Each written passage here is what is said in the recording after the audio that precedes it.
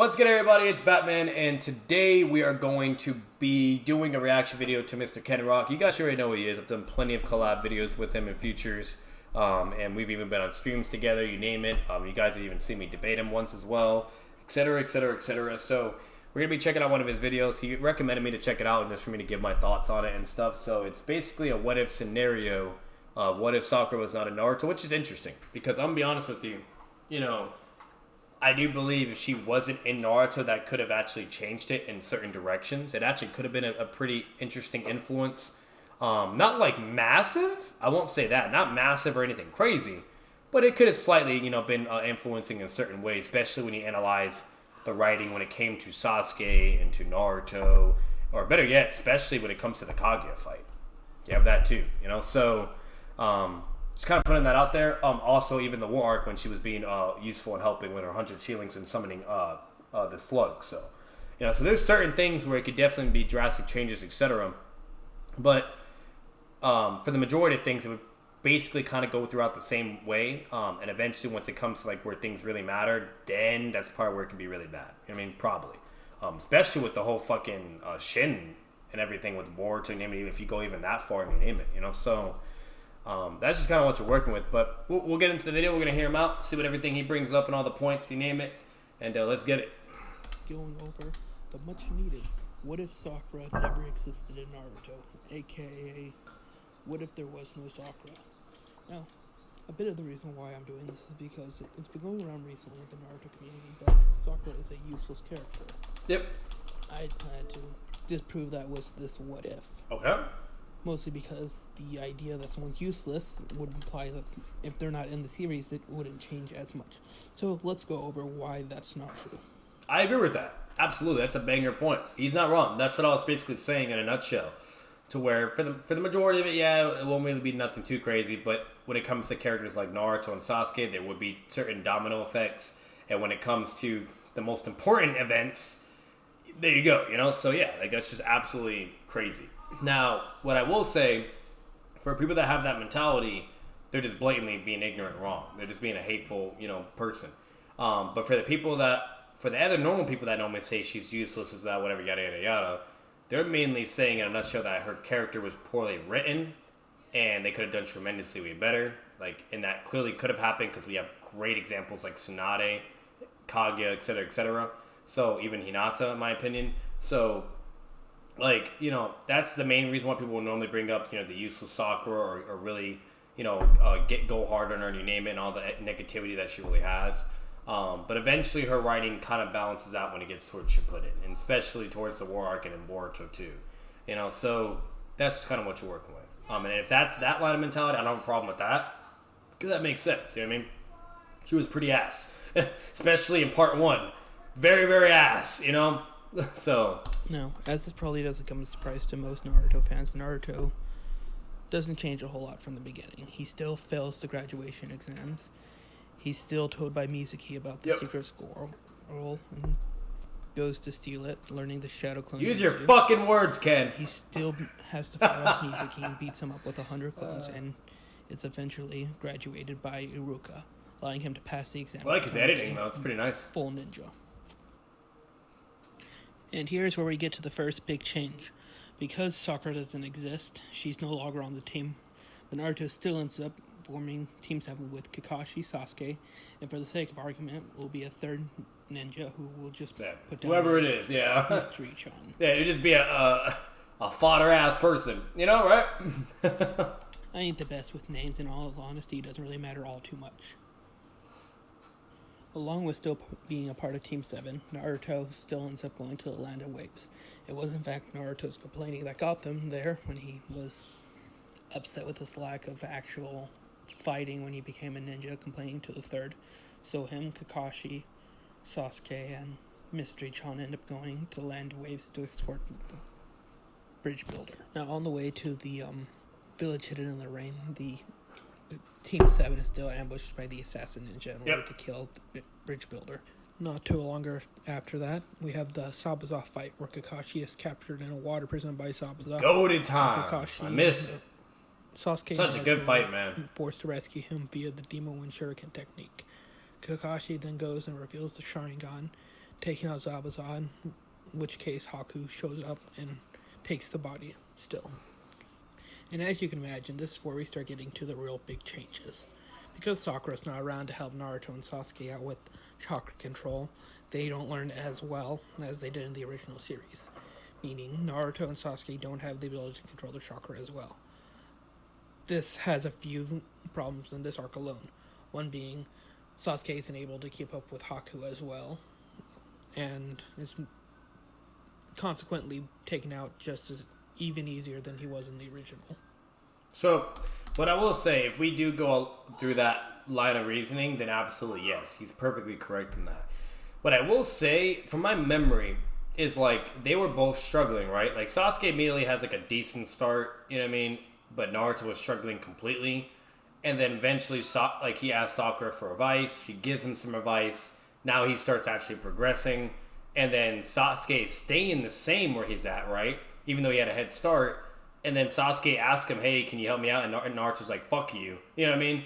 And then Naruto eventually gets to the top, and Sasuke eventually gets to the top on his own. So I do think Sasuke would actually technically still have the same amount of chakra control. If you want to be generous, then maybe slightly less. But I think it would still be the same. I think Naruto would actually be the only one where he's more fucked in a sense. But then again, he probably would just ask like Kakashi, and then Kakashi could maybe try to help him out. Because Sakura could do it. Pretty sure Kakashi could. And then, you know, kind of go from there. And then everything would kind of either just be the same.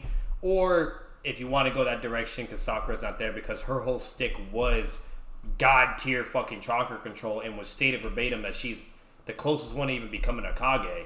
You know, so then at that point, you know what I mean? Like, you can kind of just be like, you know, all right. You know what I mean? Like, yeah, like, they would kind of just be way more less in performance. And once again, if that's the case, they're absolutely fucked. You know what I mean? So, like, I get it. I mean, I feel like you can advocate for both sides in that point, but, you know, it's fine. There's nothing wrong with that. Things pretty much go back to normal for a good minute there. Naruto still gets his rage boost, allowing him to use partial parts of the Nine Tails power, allowing him to defeat Haku with relative ease. Oh, you know, I know Kakashi eventually leaves. I'm just saying, like, he could always go and ask Kakashi either way. And at that point in time, Kakashi was still there. I would have to go back, because I don't think I'm wrong, but I think he was also still there on the crutches when Sakura was giving him advice, too. I could be wrong on that, though. But even if he's not there, he could still go find Kakashi and ask, you know what I mean? Like, Naruto did it plenty of times with Jiraiya, you know what I mean? So. And Kakashi still nearly takes out Zabuza. But I get what you're saying. Zabuza still turned on by the person who hired him, and he goes and That's a goated ass fucking picture right there, though. I love that. That's so good. But yeah, I do agree with Ken there too. Everything would kind of go the same. Sasuke would basically just get bodied harder, and then Naruto would go Kyuubi, and kind of be the same thing you're dealing with. Now, I will be honest. This is what's interesting. It's like either Sasuke gets bodied harder, okay, and then now Haku is like not using as much chakra and more with her like her full stats in him and etc. To where she can maybe actually be able to even slam this Kyuubi Naruto still. Or if she's still like holding back tremendously to the point where like she's beating up Sasuke but not really killing him, and then eventually just knocks him out. And then now is fighting Naruto, because we do know she has like weird emotions for him. That he has weird emotions like for Naruto, to where he'll more than likely at least be holding back against him, bare minimum. To where, you know, he'd be like hitting Naruto with all the needles, and he'll be like saying, hey, like just give up, whatever. You know how Naruto is. He won't give up. He's stubborn. And so, like, basically he's still like, you know, spamming chakra, whatever. And basically it'd be the same exactly as it goes. Or if you don't think he is willing to hold back your name, etc., then basically like now it's prime Haku. You know what I mean? You get what I'm saying? Instead of a fatigue nerf Haku. And I do think a full power Haku would beat Kyuubi Naruto. But for the sake of simplicity, I think he would still be in character and do the same treatment to Naruto instead of just mainly both of them, or more to Sasuke, you know what I mean? And then it just basically be that, you know what I mean? And that's kind of what you're working with. But I do think, you know, this is kind of what it is. And that's it, you know what I mean? It just goes the same way it goes, you know? And Haku would just get beat up and bullied by Kyuubi Naruto. Allowing the bridge builder to finish his project. And Naruto, Sasuke, Kakashi, and the rest of Team 7 still go back to the village, fine and well, ready for the Chunin exams. Yeah. Now, for the tuning exams, I'm not going to go into too much detail. Not too much changes for the first part. No reason The Force of Death pretty much goes about the same as it does, along with the written exams. And Naruto and Sasuke still win their respective fights pretty much the same way. Sasuke uses Sharingan to record and memorize Rock Lee's fighting style, which allowed him to get his win in his fight. And it was Naruto's failure of chakra control that actually helped him in his, so that still happens. But for those of you who would like to know, Ino does win her fight, though, since there's no Sakura in order to get inside Ino's head in order to get her to go easy. So, there, at least Ino fans get that. And now we get to the biggest consequence of there being no Sakura. That is back to the lack of chakra control that Naruto and Sasuke would have at this point. Because the Sasuke doesn't learn the Chidori around the time when he needs it in order to fight Gaara. This is a problem because Gaara was already planning to kill Sasuke. And we know that he probably was more than capable enough to do it, especially with Sasuke without the Chidori, since he'd have no way of actually hurting Gaara. So in this timeline, unfortunately, Sasuke does fall and get killed by Gaara. Now, as you can imagine, this... Oh, wow, he just get killed? Now, oh, shit. People who watch Naruto remember Naruto got really... So, that's interesting. So, when we get to the final tuning exams, we know like everybody's trying to train, get stronger, whatever, yada, yada. I'm gonna be honest, once again, with like how Sasuke is, you name it, and I still think like the chakra control would just still either be similar lengths, maybe a tiny bit less, whatever. He just kind of go that direction. I will entertain like the whole notion that if it is just shit or whatever, then at that point, yeah, like things are gonna be really bad. But once again, like I do feel like with Kakashi being there, how talented of a genius Sasuke is as well, I still feel like he would still be fine. He would still acquire the speed he had. He would still master Chidori, things like that. So I do still like things would still kind of go the same exact way in part one. But let's say we remove that and we go with the fact that like, you know what I mean, that's not the case because of chakra control, whatever, blah, blah. That yeah, absolutely, he's fucked. He gets bullied to oblivion. I mean, if you want to be generous, maybe you give him like, I don't know, I guess maybe some speed or whatever to Rock Lee. But what the fuck is that going to do? What is Fire Style and Taijutsu going to do to Gaara? Nothing. Not a damn thing. It's basically going to be a situation where like Gaara's like, yeah, you're fucking pathetic. About to kill him or whatever, beat him up. And I don't think Sasuke would die. I do think somebody would intervene and stop the fight, you know what I mean? Especially when Naruto eventually comes, he's like, hey, you guys need to stop this fight. Like, this is not okay for Sasuke. Like, he's in danger or whatever. And the fight would eventually probably be stopped. I do believe that. And then when it goes from there, like, obviously shit pops off, Konoha Crush, whatever, right? You name it. The way I see that is, this is what's the weird part. I don't know if that tuning dude would send Sasuke to go after Gaara. And the reason why is because if he's over here struggling against Gaara and clearly losing the fight and has to be saved, whether it's either he gets killed or he gets saved, right, in the fight, all right, then the way I see it is he's going to know and understand Sasuke's strength, you know what I mean? And be like, yeah, like, what you need to do is just, like, kind of, like, stay with me or go with your joining teacher and wait for further instructions, you name it. You know what I mean? Or kind of help out where you can, but just be careful because this is an A-rank mission, blah, blah, yada, yada. There's joinings and tunings, you name it. And that's kind of what he would be working with in a nutshell, you know what I mean?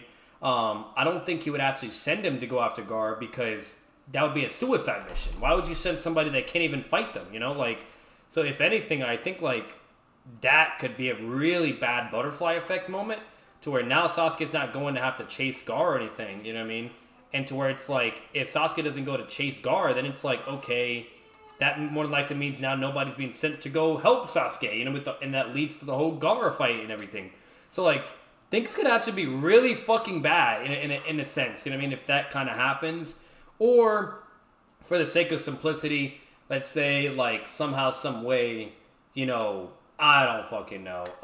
They either send Neji instead, you know what I mean, to go after Gaara or some shit, or probably not even Neji because he's actually recovering and he's hurt from his fight.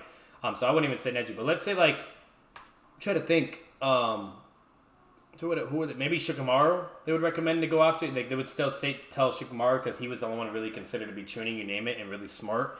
So maybe they tell him to go after them or whatever. And then now Naruto, Sasuke, and Sakura would be also sent to help out or whatever. fuck it. It's wartime. It's free game. Everybody's fighting, life and death. Who knows? And that, I guess, maybe I could see that happening. You know what I mean? But if that doesn't happen, shit gets really bad because eventually Gar recovers, goes Shikaku form, and Hiruzen definitely dies, and Orochimaru basically wins. Yeah. Well, actually, what would probably happen is things are getting really bad. Guy has to go 8th gate now, and Guy immediately shits on Shikaku and immediately kills Orochimaru. And then Guy dies.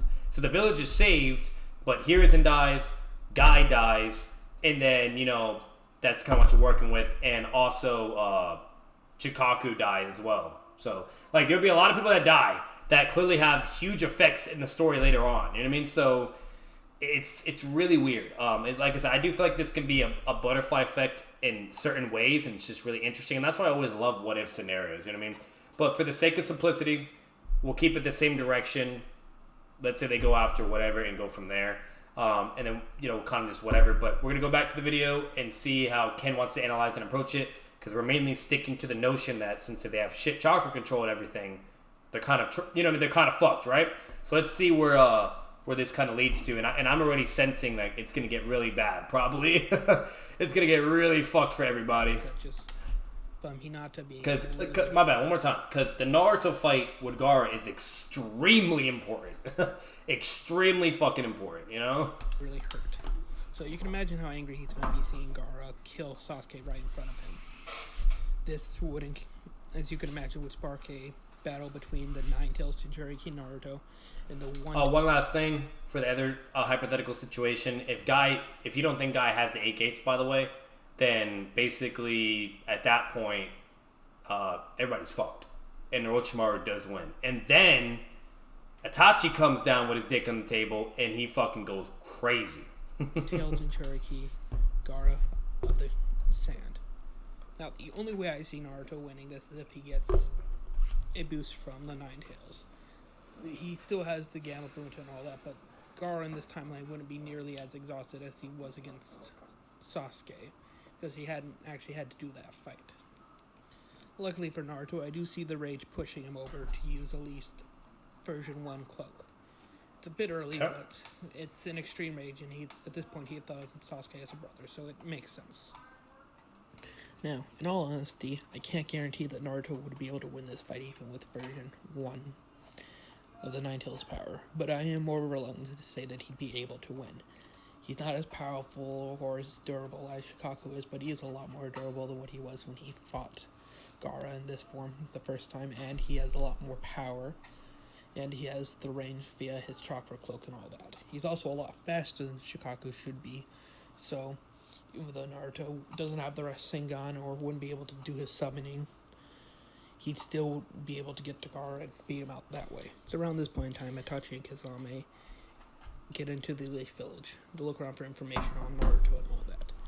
It's around about this point in time where Itachi finds out about the death of Sasuke, but without giving to mourn or anything, he goes on with his job. This is not good. The same. He is still confronted by Kurenai and Asuma and Kakashi, and still ends up putting Kakashi in the coma using the Tsukiyomi. Oh, wow. And as you can imagine, I was actually really curious where he was going to go with this. I'm going to be real with you. This is the most interesting element, okay, if certain things start getting crazy or popping off, or especially if Sasuke ever dies in a what-if situation. It's either Itachi snaps and goes Madara Uchiha mode, basically, and he just doesn't give a fuck at that point and just does go full vengeance, and, that's it. And if Itachi is forced in the situation to fight these 3 fucking fodder Jonin and compare to him, he would just kill him. He has no reason to hold back or be a leaf ninja or aspire or anything, and that's just basically what you're working with. That's if he goes that route, though. If he still, acts more in character, where he, his love and passion for Konoha to protect and be the good guy, spy, etc., then obviously he's going to be really troubled by Sasuke's death, and it's going to be an extreme traumatic toll, mental, the whole fucking 9 yards for him. And if anything, he might actually just die way earlier, not even having really a reason to live anymore, etc. But I don't know. It'd be really interesting. But I think either, if he's still the good guy, right, in a sense, but dealing with, grief now and whatnot, then basically he would want to kill Orochimaru. That's for sure. So he would definitely find him. I know he would. He would find him. Orochimaru would definitely be killed. And it would just kind of go that route. And if it's It's interesting whether if he would also kill Gaara. I don't know if he would do that, but maybe. But who knows? You know what I mean, but I do feel like he would obviously blame it on Orochimaru and then just kill him. You know, so and also another possibility is the whole promise between Itachi to Danzo and the Hidden Leaf is that if anything happens to Sasuke, or if you endanger him or whatever, or lay a finger on him, I will release all intel to other villages and fuck you guys over politically and et cetera, and to the point where basically they're at an extreme disadvantage in war, the whole 9 yards, and to where basically they can be fucked in many ways. And if Itachi still means that and was being hyper literal, or not just trying to use that as a bluff or a way to bargain Sasuke's protection or something like that or whatever, even though he secretly asked Hiruzen to protect Sasuke as well, then that could also happen, and that could also be really bad and lead to further consequences. You know what I mean? So like, Itachi's a really interesting element in this what if scenarios, or in just any what if scenarios, depending on how things happen. You know, so it is interesting. Jin Kisame still go to abduct Naruto from the hospital. Since there's no Sasuke here, since he died in the last part, he won't be able to interfere. But for the sake of argument and keeping the story going, I'm going to say Jiraiya just happens to make it there in time to stop the abduction. The next arc goes pretty much the same, except towards the end, but I can explain that. So they still go to get Tsunade in order to help get Kakashi out of the coma and to get the 5th Hokage. Well, on the way, Naruto is told and taught the basics of the Rasengan and starts to master them. He's still given the bet with Tsunade to try and master it within a week, and they still end up having to fight Kabuto and Orochimaru. Now, I can see Naruto learning the Rasengan towards the end, especially when it comes to the fight against Kabuto, for a few reasons, but the biggest one being Naruto would still want to become the Hokage, and he'd still have an idea of, well... He would also probably want to honor Sasuke's death as well, and get as strong as he can to be able to surpass him and be like, hey, like, I did it, whatever, that too. Like, he could have that motivation too, you know what I mean? Especially for losing, like, his brother in a sense, you know? The best way I could put it is how powerful certain abilities can be. And when he found out that the Rasengan's a jutsu of the 4th Hokage, you gotta believe he's gonna want that at that point. Yeah. Now we get to Shippuden, my favorite part of Naruto, in my opinion, one of the better half of it. And the beginning of it starts off pretty much the same. Deidara and Sasori still go to capture Gaara, because in this timeline I can't see Naruto killing Gaara. Even in the most outraged form, I don't see it happening. It's definitely going to take a lot of for that fight anyway, so Gaara still survives to become Hokage. Deidara still goes and capture him. Biggest problem here is there is no Sakura to help fight off Sasori. So Sasori is probably going to win this fight, leading in the death of Chiyo, which means after this arc, there is no Gaara, because Gaara is now dead. Deidara still probably gets away from Kakashi and Naruto just as fine, and Sasori goes on to meet up with Kabuto. Now we get to the Sasori meeting up with Kabuto part. There's no reason why I can see Orochimaru not. I heard that Gaara dies. That's interesting. Because, like, if they have a full fight and Naruto's like, they're both going all out, whatever, and Gaara's not killed, whatever, when do they, like, kind of still come to, like, that same conclusion of, like, kind of respecting each other in a sense, and Gaara kind of getting a wake-up call because, Naruto's whole thing is, you can still be just as powerful if you want to protect them, or if you love somebody, while Gaara's whole thing was to be alone, fight for yourself, and kill anybody to be the strongest, whatever, blah, blah. And that's how you survive your darkness and pain and loneliness, And they're both similar to each other. They're both tail beasts, you name it, or Jinchuriki. So it's like, I feel like narratively, like, they would still kind of be the same route. And then he probably shouldn't die, but I guess if, like, the context or certain variables are there, then maybe they just don't have, like, that same bond or connection, you know what I mean? And I think maybe I probably just didn't hear it, but I think that's where Ken was kind of going with, and to where they just wouldn't have the same relationship, you know what I mean? And if that's the case, Gaara definitely dies. Like, because basically Naruto is not going to be going above and beyond, you know what I mean, to try to pull the impossible or bring back Gaara in a sense, you know what I mean? Or some way, somehow, or even be able to fully, like, convince and persuade even Chiyo to sacrifice her life to bring back Gaara. Because that was the biggest thing. Because of how strong their bond was and because of how much Naruto cared for Gaara, his feelings and everything was able to convey and alter Lady Chio's personality and feelings, etc., and view on the ninja world. And that's what led to her doing what she did to even bring him back in the first place. So, Gar dies when they pull the tail beast out. Yeah, no, I know. I'm just talking about, like, he does come back, though. So, but yeah, you know, so that's all I will say on that. So, regardless of whether if he dies or not here, that's just kind of what you have. You know what I mean? But as, maybe, and I probably didn't hear this either, but, and Chio dies against Sasori. Okay, so that's something Ken said in the video then, to where Chio dies against Sasori. And I guess his line of reasoning would be mainly due to the fact that since Sakura's not there, you know what I mean? Like, there's just no way for it to happen or whatever. And that's perfectly fine. Like, you could just come out and say Chio dies or whatever. And if once again, if that's the case, yeah, Gar definitely dies. Yep. So, you have that. Or two, what's it called? Let's say if it's still the narrative emphasis and goes the same way, then Sasori would basically just concede defeat and just kill himself on purpose, you know what I mean? And because he didn't want to kill his grandma, I guess. You know, I don't know. Mental nerves, you name it, the whole 9 yards. And then Chio would just survive because of that. Because the only difference is Chio would just be fighting with, you know, that nameless fodder shinobi that takes Sakura's place, you know what I mean, or whatever, you know. So, that's kind of what you're working with. Or better yet, maybe that fodder nameless ninja on their team would also die at that point too. You know what I mean? Like he'd probably just die. You know what I mean? Because Sakura was only able to do it because she was trained by Tsunade and she was like a medical evasion specialist. And Chio was also controlling her and helping her. So it's like, you know what I mean? Like, and she had the antidote to its poison. You know what I mean? So like, that means it's more likely not the case for whoever this third ninja is on the team. You know what I mean? And that's if like it's a boy or girl, whatever. Like the only way all that could even happen is if that person also trains under Tsunade, and that's if that happens. You know what I mean? Now, the only way to support that is technically the ninja systems, because they have status or whatever you name it. They try to keep generational, patterns, if that makes sense. You know what I mean? Like you have heroes and everything, then you have the legendary Sonic, then you had Naruto, Sasuke, and Sakura, right? So maybe they would try to still keep certain things in place, because the whole reason they even form like team man cells, you know, whatnot, is based on their abilities and based on generational or traditional teams that they like to build and formulate and build up to fight for either war, missions, etc., right? So if they try to keep that same trend, then it's a possibility maybe this third nameless shinobi, whether if it's a boy or girl, can maybe train under Tsunade. Maybe. But then again, the problem is, since it's just some random-ass person, there's just so many unpredictable variables we don't know. For all we know, he's nowhere near as perfect as Sakura and chakra control. And that's the most important shit and the most main thing in order to even be an apprentice under Tsunade.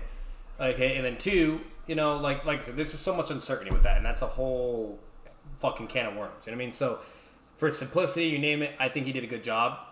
And yeah, that's it. And the third person probably even dies, but he didn't say that, so who cares? But he basically just says Chio dies. If he said Chio and that student dies as well, then there you go.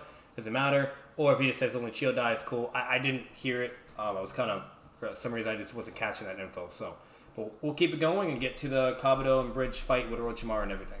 Attacking Sasori right there and then with Kabuto. He already wanted Sasori dead, and I'm pretty sure that's what the meeting was somewhat going to be led to. So yeah. Now we get what could have possibly been a great and fun fight. Orochimaru and Kabuto taking on Sasori of the Red Sand. Now, although I think this would be a good fight, Orochimaru's winning hands down. There's no way Sasori's beating both Kabuto and Orochimaru. But I'm pretty sure Orochimaru was more powerful than Sasori by himself. And for those of you who think that's where this ends, I hate to disappoint you, or like to give you some more hope, because I don't think that's quite where this ends. You know what's interesting though? The fact that he never really engaged with what, like, how this would kind of affect the direction, you name it, with Itachi too. Maybe he's about to get into that, but I'm gonna be honest with you, I think Orochimaru would be dead, and he would even just be even part of Shippuden at this point. You know what I mean? But let's say he's still alive for whatever some reason, then yeah, then they would obviously fight, because they were supposed to meet up anyways. And another thing too, it'd be Deidara and Sasori against Orochimaru and Kabuto, though, not just Sasori. I do think Deidara would still be there, and it would kind of be similar to, like, you know, like what Team 7 being, like, you know, there and only Sasori and Kabuto. But let's say you don't, you know, think Deidara's not there and it's just Sasori. It's a good fight. I will say that. Orochimaru is not at full power. I will say that. He's not like at full weak or nerfed either. But he's not at full power. Like, this isn't prime Orochimaru. So if Orochimaru is caught slipping or whatever, you name it, yada yada yada, maybe Sasori could pull it off, but it'd be extreme diff or high diff. Kabuto is a irrelevant factor in this fight, in my opinion. But I'm gonna be honest with you, like, that's if you can get Sasori to Sonning Plus. There's scaling to do it, but I don't necessarily fully agree with that scaling. I think Sasori can scale to fight against a Sonning, right?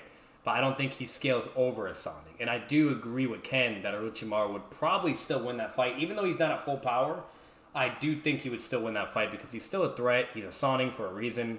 And even while Orochimaru was at his weakest, like fully nerfed and on his deathbed, he was still able to beat Sasuke with just like hacks. You know what I mean? Like, it was insane.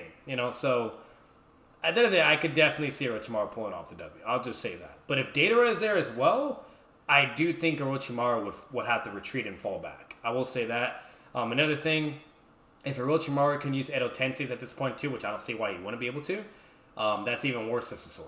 You know what I mean? Like, that's really bad. Like, he could literally just do Edo Tensei, summon the Kazekage, right? Like he did in the game and in the anime, and just have a stalemate with Sasori, and it doesn't get fucking anywhere, And then that's it. Or he would end up killing Sasori as well, especially if Deidara is not there, So, yeah, that's all you're working with.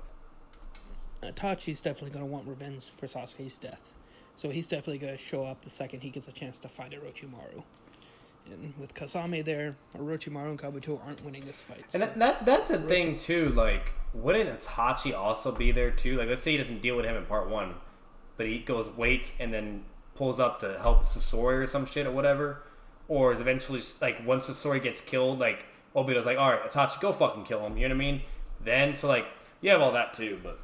Orochimaru and Kabuto are probably actually dying here at the hands of Itachi and Kasame. A bloodlusted, mentally amped Itachi would fucking slam them. Absolutely fucking slam them, dude. On God. Oh my God.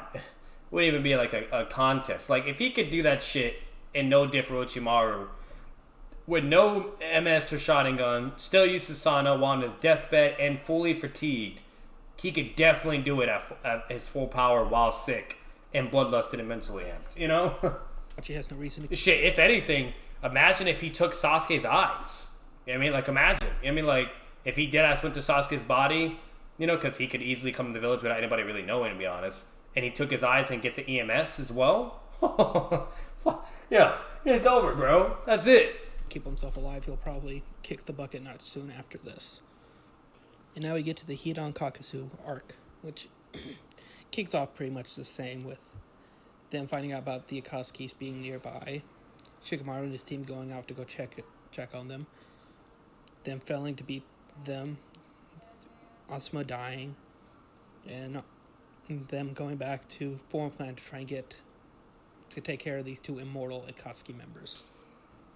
And here's where we get to what could be the biggest and arguably the final changing point where everything just kind of goes downhill for Naruto in general.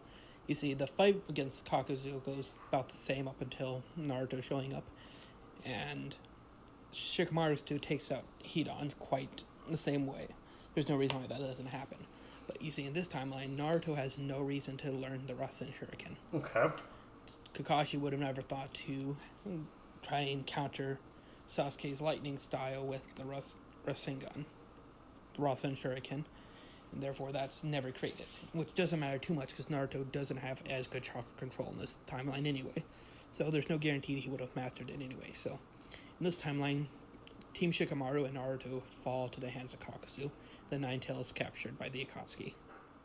Now, at this point, this pretty much guarantees that the Akatsuki get all 9 Biju with no problem. There's no way Killer Bee is avoiding Obito, and yes, there's no guarantee that Obito would be the one to go after him, even if he does. That's a cool picture. Survive the other Akatsuki members, Obito. Before the video concludes and finishes, because it's about to reach the end, so my response to that main point, that's a big change in the story. So once again, with the whole chakra control, I already provided all my thoughts on that and whatnot. If we still go to the direction of like him, of even Shippuden Naruto and still not having good enough chakra control, whatever, then yeah, I absolutely agree. Like, he would definitely not fucking master the Rising Shuriken. You know what I mean? Like, even if Kakashi's try to employ that strategy or whatever, you know, like the Shadow Clone, like, it's just not going to happen. You know what I mean? Like, it'd be really bad. So, yeah, and it would just basically go this direction, right? And then on top of that, also, like what he mentioned, like the whole drive and point of the Rising Shuriken to even become a thing was literally him being utterly, completely powerless against Heavy Sasuke and that whole fight and their interaction. And Sadate was like, yeah, like, there's no way, like, his progression's that high and strong. Like, the motherfucker has to be on, like, taking drugs and shit, you name it, whatever, or doing some abnormal types of way to grow and etc. And then Kakashi's like, all right, that's fine. If they're cheating or whatever, then we can do a certain strategy to also, like, you know, get your growth to go just as fast or whatever, etc., etc. You know what I mean? And basically they do that with the whole Shadow Clone training, etc. And he has that drive, not only for one to surpass the fourth Hokage, but also to get to the level of Sasuke or to try to surpass him. You know what I mean? So Sasuke is a big motivation for that too. So I can completely understand his reasoning. It's perfectly fine. Now, what I will say is I could still see it becoming a way, like after the whole Gaara thing and Kasi caption, whatever, yada yada. I could still see it in a way to where, like, either Jiraiya or Kakashi, like, are basically like, hey, Naruto, you need to get stronger, bro. Like you're kind of, you know, weak and poop at this point. You know what I mean? Like, so we need to start training you, whatever, and I'm going to start this training that not even the fourth Hokage could do. I believe in you. I believe you can surpass the fourth Hokage, yada yada, and kind of go there. And I could see somehow, some way, maybe it's still happening, and then he is able to still defeat Kakuzu, and then things keep progressing along the way of what everything has been presented so far. But either way, even if you don't put that into consideration, okay, and we go the route that Ken is going, that's what happened. That's crazy as it is. That's what you're working with, guys. Well, actually, hold up. I just thought of this too. Even if Naruto doesn't have Rising Shuriken, okay? Alright, Yamato and Naruto eventually do come to help Kakashi anyways. If anything, they could actually be there earlier, technically, because technically Naruto's not trying to do the Rising Shuriken training by Ken's line of reasoning as well. So they actually could be sent there as well to help. That is a possibility as well. But let's say we remove that out of the equation because that's a whole other thing. Let's say they come at the point when they did in the original writing, okay, the help or whatever. Obviously, like, like they'll try to help or whatever in some way that they can. And more than likely not be like the wind style Rasengan and Yamato's water style being combined to create like a crazy wind style vortex. They probably won't do that. Maybe somehow, some way Naruto could know like a wind style jutsu because his nature is wind style. Or he can maybe, something like that. I don't know. But either way, even if we take that all out, I do feel like they could still come, help, whatever. And even if that wasn't the case, Kakashi, all we'd have to use is use the MS. He does state it verbatim that he would have just used the MS if they never showed up. And he would have also used it to defeat Kakuzu. He states that verbatim. You know what I mean? So if you do believe that Kakashi would have defeated Kakuzu with the MS because he would have been forced to use it, or he would have been saved, now Naruto and Yamato are there to help, Kakuzu's having to deal with all of them, and then Kakashi could just set up a teamwork opportunity and then Kamui him as well, Kakuzu's fucked. He does lose. So if anything, I think you could still argue that Naruto doesn't get captured still, and it kind of goes or whatever, a certain direction, and it just kind of goes from there. But either way, for simplicity, we'll keep this video going, and the way he presented it is fine. And once again, if it is going this direction, like, it's gonna be a problem. It gets really dark. Get him himself. At this point, we get the resurrection of Madara, just like what he was originally planning with Obito. He makes the Ten Tails and absorbs them to become the Ten Tails Jinchuriki, casting the infinite Tsukiyomi on the moon. At this point, Kaguya appears and takes over Madara's body, and that's pretty much the end of Naruto right there. There isn't a person alive at this point who's even half of what Kaguya is, which allows her to take over the world. That's interesting that that Madara still comes back. Like, I could see it still happening because Zetsu is just such a crafty, fucking manipulative person that maybe he could somehow still come back somehow, some way, and then sure, would go like the same route, right? Or that wouldn't happen. Zetsu wouldn't be able to do anything. He's not in control, and then Obito just becomes the sixth pass, whatever, blah blah. Or maybe like Zetsu just does what he did to Madara to Jubito instead, betrays him, and then Kaguya comes once again, and then there you go, so. Do whatever she plans fit. Sorry about this video being a little bit on the darker side towards the end, but in reality, this is probably what the best outcome for it would have been if Sakura hadn't exist. I had to make this video again just to show how important she is, even if she doesn't physically do a whole lot, what she contributes to the show as far as Absolutely. wisdom, skill planning, and just in all chakra control assumptions and all that. Yeah. It's a very important thing that the ninjas have and need in order to get stronger. And I'll say this now, sorry for this video taking for so long. It's been a few weeks into production. A lot more thinking has... It wasn't long, brother. It's only 12 minutes. That's fucking... For you to do a what-if video and it only was 12 minutes long, that's actually really fucking impressive. Gone into this than I would have liked to have thought. But if you like this video, please like and tell me what you think could have been done different and what you disagree with in the comments below. This has been Ken, and I will see you in the next video. Goodbye. No, go back. That was actually really good. Hello, everybody. My name That was actually pretty good. I'll give a like because I actually really enjoyed the video, and I do definitely agree with the main notion that it would actually have drastic changes. It definitely would. It absolutely would. So like for someone to sit here and be like it just wouldn't change anything, I think that's completely dishonest and just crazy. So that was a really good video. I'll definitely give it a like. One thing I can at least say is when it comes to what if scenarios, the butterfly effects or domino effects, whatever you want to call it, that's always the interesting component of it. You know, it's such an intriguing element. You could be really surprised. Little or middle or big things could just change all kinds of shit. I mean, there's just so many ways things can be impacted or infected, you know? So it's really interesting. And that's why what if videos are always very, very intriguing and interesting. And then not only that, it also really heavily boils down to subjective views as well of what you, or mainly interpretation, you know, and possibility territory. Really, really strong in those areas. And obviously when it comes to interpretation or possibility, that can make the whole transparency of things really questionable or, you know, or obviously nothing that is definitive or concrete in a sense, to where that's why you can just have all kinds of scenarios as well. So it's really, really interesting. I thought it was a really, really well done what if scenario. I've seen some horrible what if scenarios.